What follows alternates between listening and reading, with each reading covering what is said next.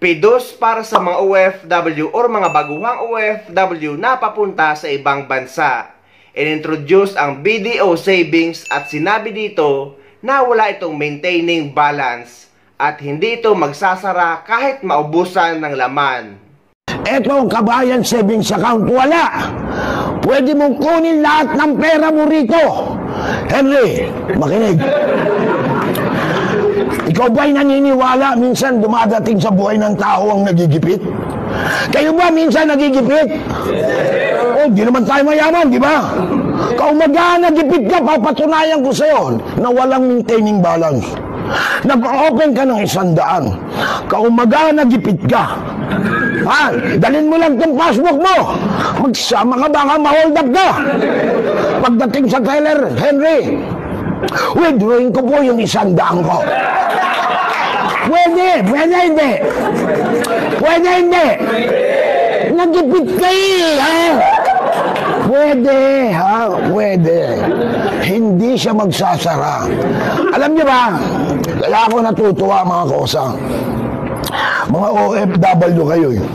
Ano ba ibig sabihin ng BDO? Di ba, Banco de Oro?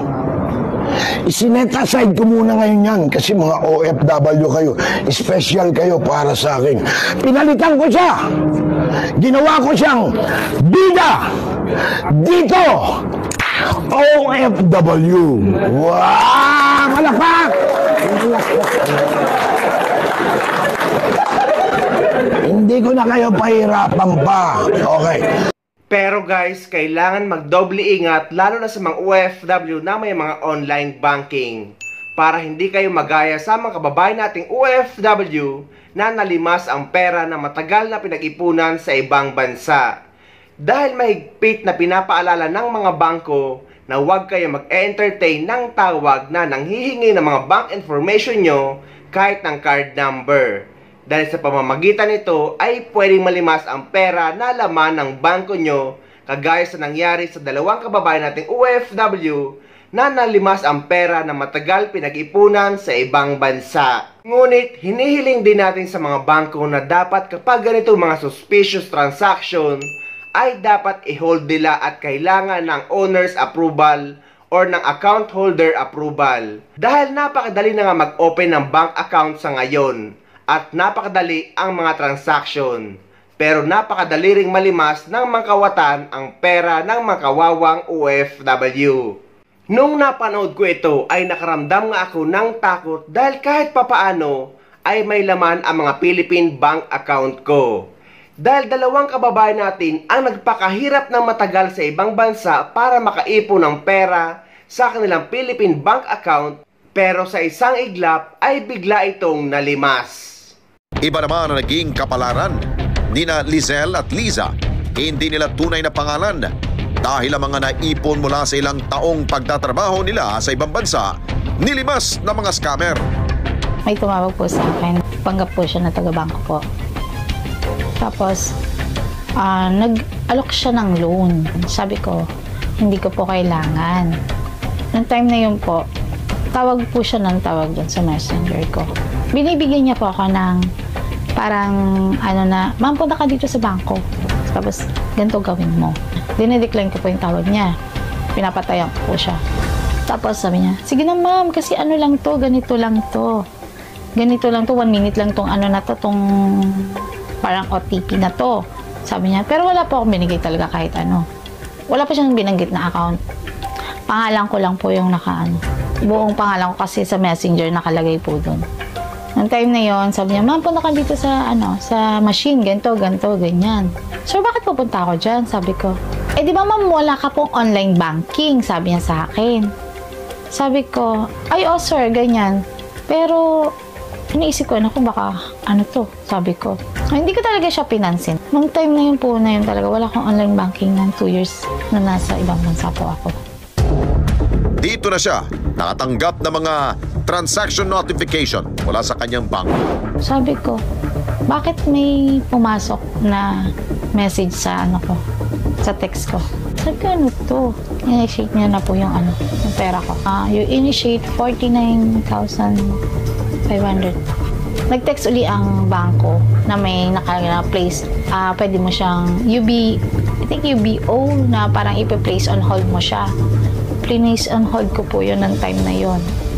Pero nung time na po nung nag-inquire ako noon, okay pa siya.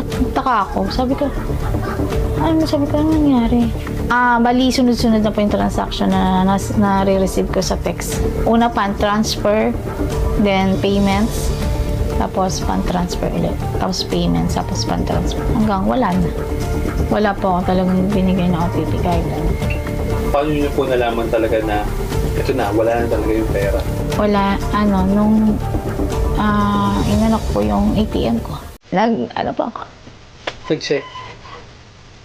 6 pesos. Magkano po ang tanda niyo yung laman nun? 150,000.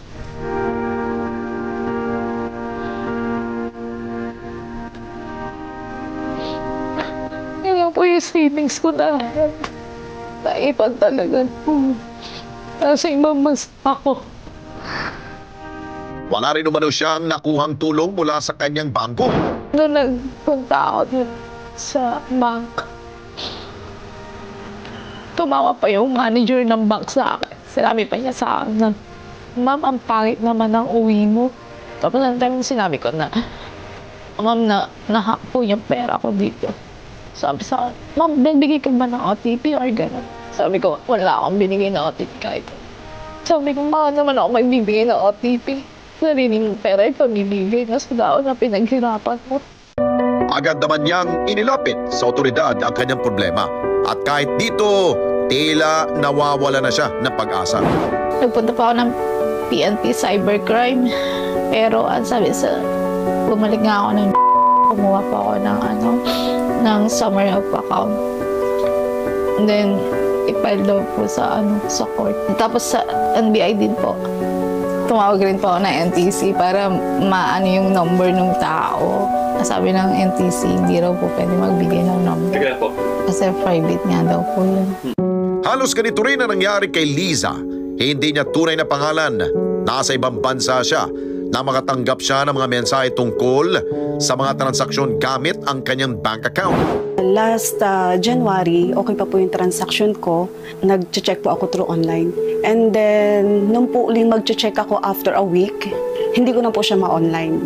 And then, bago po mangyari yung transaction na yon, may mga messages na po ako na nare-receive na meron po akong LTO cases, meron po akong traffic violations, meron pong link na pinapadala, pero hindi ko po siya kiniklik kasi na-realize ko na nga po na baka ma-hack po yung account ko.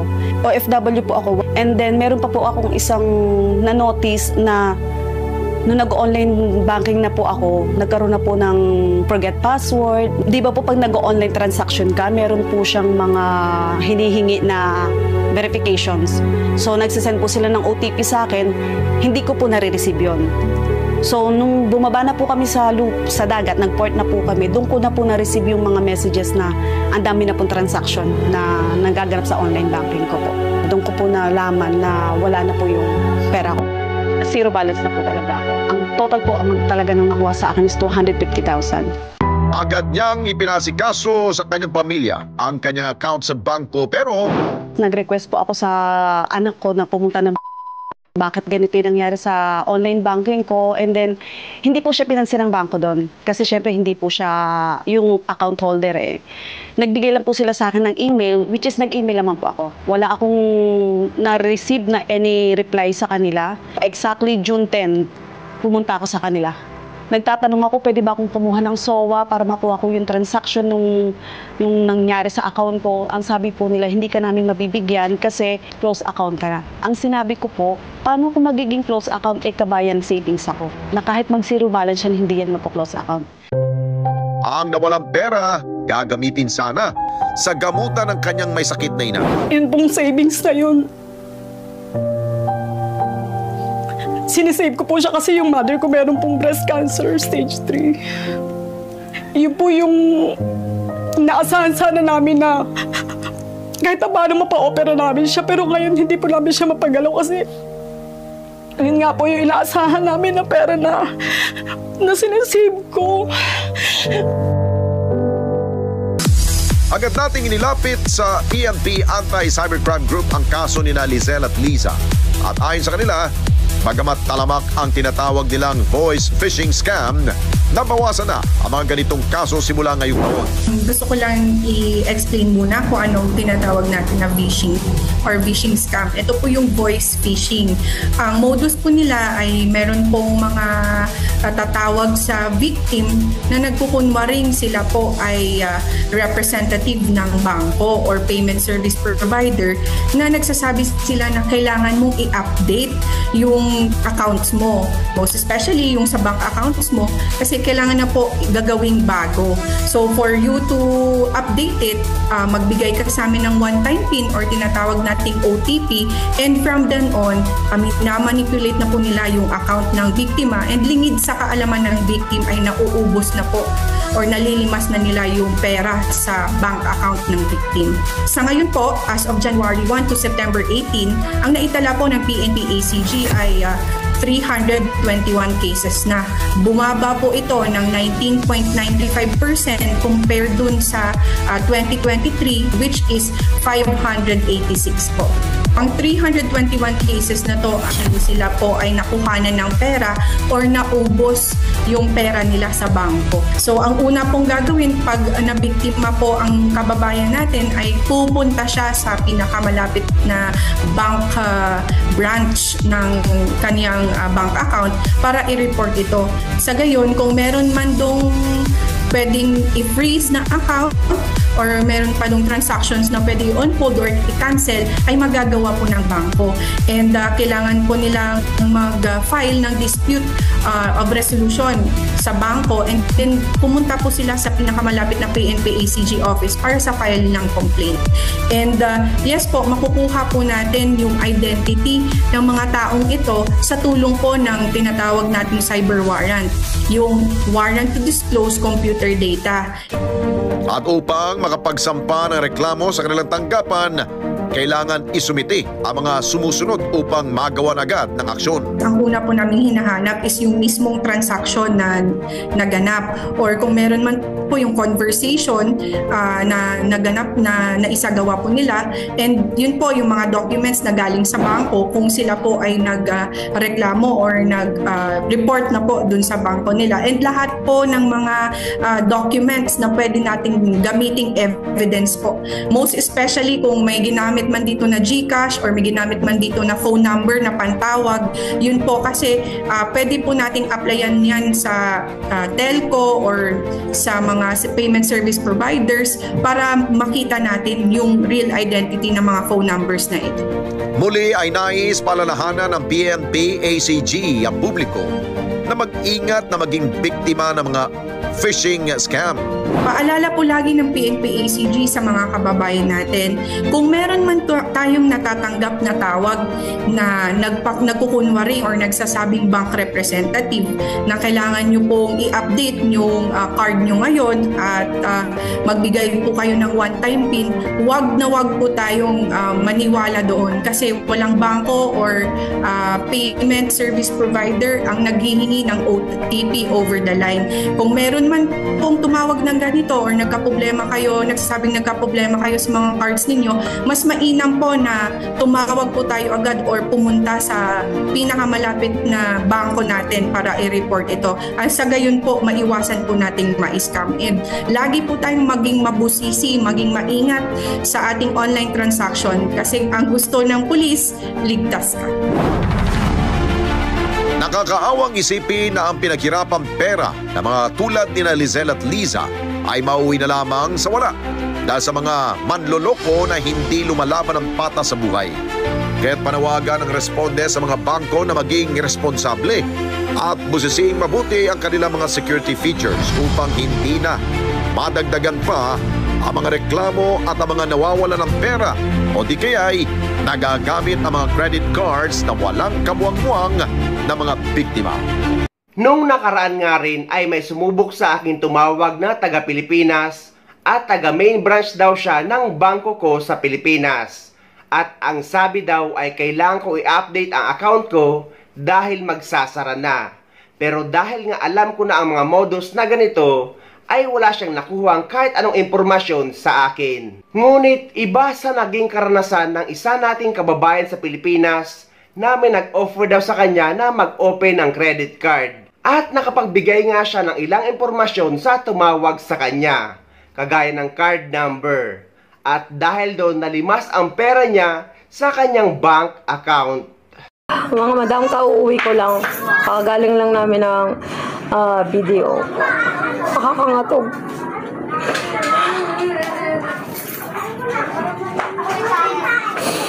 Nakakainis pinaghirapan ko, ganun-ganun lang.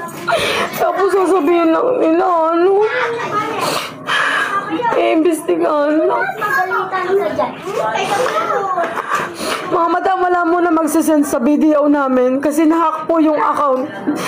Yung account namin. Kasing limas talaga. Wala talaga silang iniwan. 223 yung iniwan nila dun sa bangko namin. Kauuwi ko lang. Yung sa may mga order, saglit lang mga madam. Ayusin ko yan. Paya. Nakakasama lang. Sakit ng loob ko Kasi pinaghirapan namin yun. Pinagpaguran ko yun ng ilang linggo. Tapos ganun-ganun lang mawawala sa video.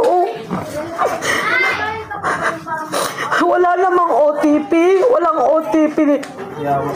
Walang OTP sinena ko. Wala akong ibinigay na ganun sa kanila. May tumawag na sabi nila, taga-BDO, ang inaano tungkol dun sa apply ng credit card, yun yung inano.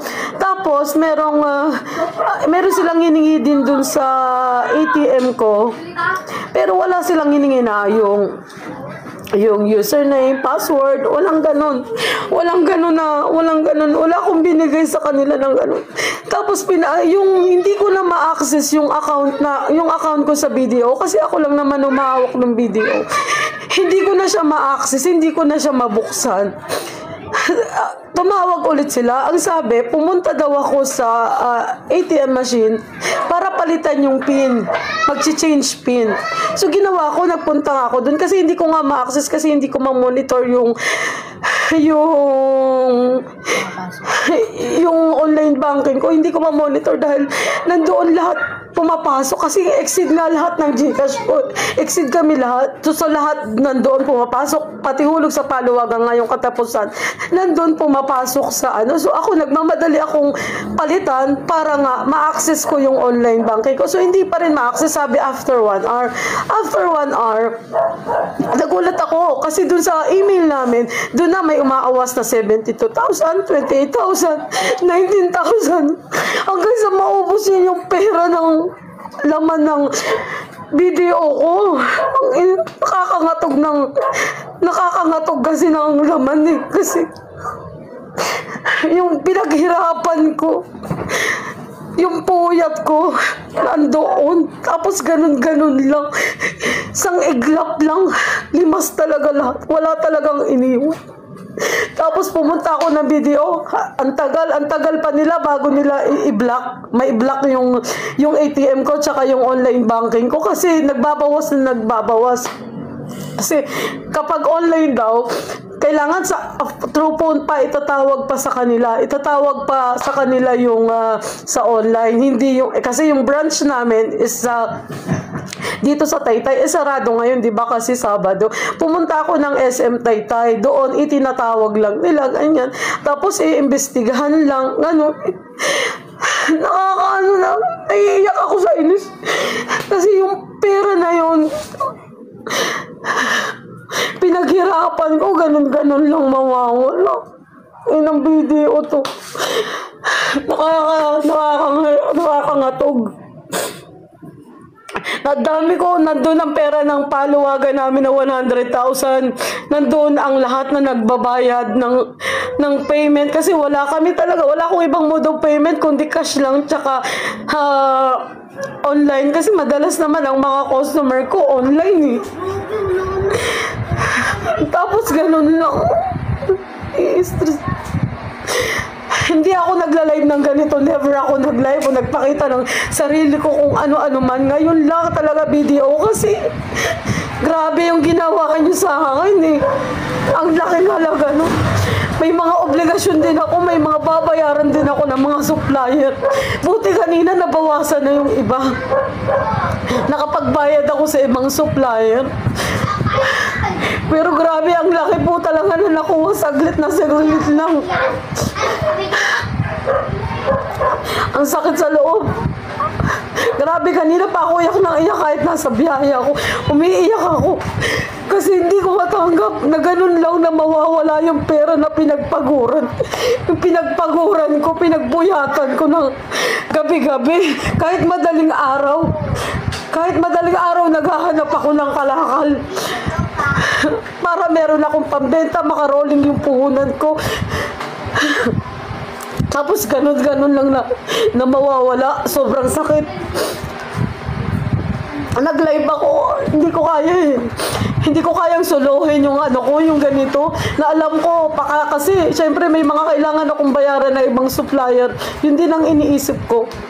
Lumalaban ako ng patas, wala akong inaagrabihado ng mga ibang tao. Tapos ganun lang mawawala yung pinaghirapan ko. Kanina pa, mula nung pumapasok lahat sa email na nagbabawas, nangangatog na ako na tumakbo kami kasi walang ibang open na video, kundi ang SM Taytay lang. Eh dito sa amin, ang traffic pa, makatakbo ako, grabe. Pagdating namin, wala na eh. Limas na talaga nila lahat. Unang transaction, ang lalaki na, merong mga GPay, hindi ko alam kung ano yun. Na-link nila yung account namin sa iba, tapos yun binayaran nila, merong may mga number lang na mobile. Hindi ko alam kung GCash o Paymaya yung mga yun. Na-isend na agad talaga nila.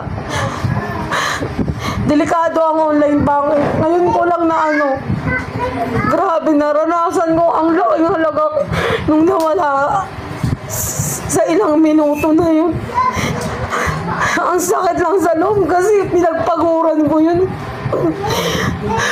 Minsan umaga na ako natutulog. Alas 4 makakauwi kami dahil lang kahanap kami ng paninda. Tapos ganito lang mawawala yung pera. Tapos sasabihin nila, iimbestigahan. Wala kasiguraduhan kung mababalik yung pera na yun. Video, ganun na lang. Sa inyo na yung pera na ganun kalaki. Saan lang na loob. Totoo. Hindi ako makapag-reply. Ang dami nagme-message. Hindi ko po ma-replyan isa-isa kasi kanina nasa video ako. Nasa SM kami. Inaayos namin. Tapos ang tagal pa sumagot sa telepono ng mga tawag doon, yung mga officer nila sa online. Ganun lang. Tapos iimbestigahan pa 5 to 10 days working yung pag-iimbestiga nila. Pero walang kasiguraduhan kung maibabalik nila yung pera na nakuha dun sa account namin. Kasi ang inaano ko, wala naman akong binigay na OTP, wala naman akong binigay na username tsaka password. Yung ATM nasa amin. Yung online nasa akin, kaya lang yung online nga, after nung hindi ko na ma-access, hindi ko siya ma-access. Yun pala, meron na siguro, yun na, sila na yung nag-a-access ng ganun. Tapos, wala unti-unti. Kung kanina na nila pinag-send yung pera. Sakit sa kalooban. Hindi ako nagaganito. First time kong ginawa na magganito kasi ang sama ng loob ko. Alam mo yung lumalaban ka ng patas, nilalaban mo para, syempre, ako yung nagtatrabaho, may anak din akong pinag-aaral, kailangan doble gayod. Meron din akong binabayaran. Tapos ganun lang mawawala. Diba? Ang sakit. Diyos ko, video. Please lang, ibalik niyo. Sana mabalik. Kasi marami din akong kailangang bayaran.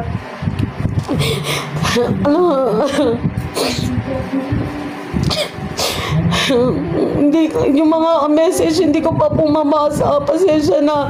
Yung mga may booking, mamaya po aayusin ko lahat. Lalo yung sa Bacolod, saglit lang mo yung sa Bacolod, nandito yung items, yung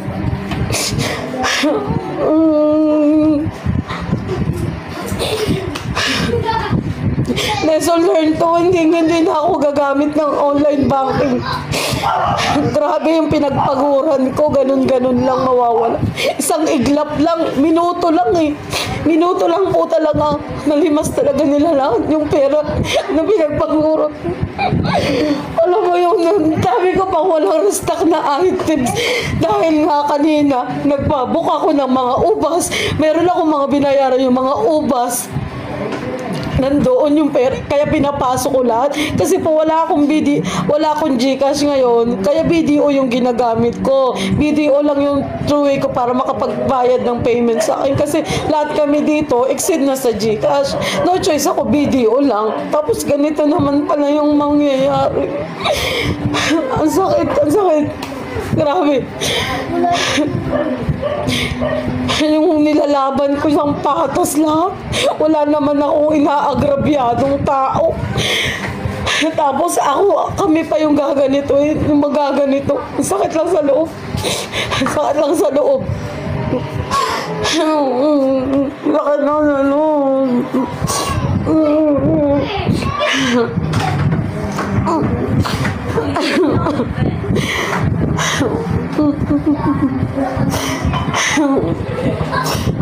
Kasi meron talaga kami yung sa BPI, yun yung ginagamit ko talaga mataas. Kaya lang mahirap kasi gamitin si BPI kasi si BPI may OTP pa, kailangan magte-text pa sa SIM mo. Mas maganda pa pala yun kaysa dito kay BDO na wala naman, mabilis na ang gamitin.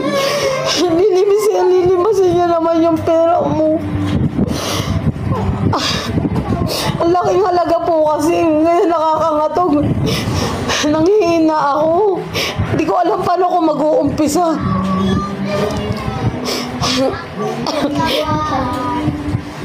Sana maibalik ng BDO. Ang dami ko na napapanood na ganito, akala ko hindi totoo eh. Ngayon kami po nakaranas, grabe yung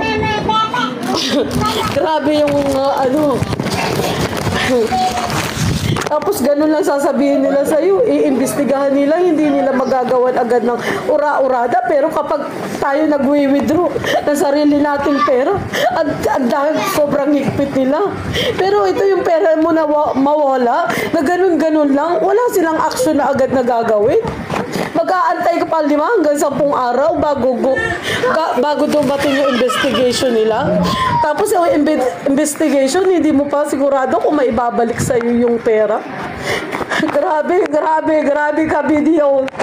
Nangangatog ako sa sobrang nangihinayang ako dun sa pera. Grabe. Yung pinagpaguran ko gabi-gabi, kahit gabi na, madaling araw, umaalis ako. Kumukuha ako ng mga paninda. Ganun lang na mawawala. Grabe talaga.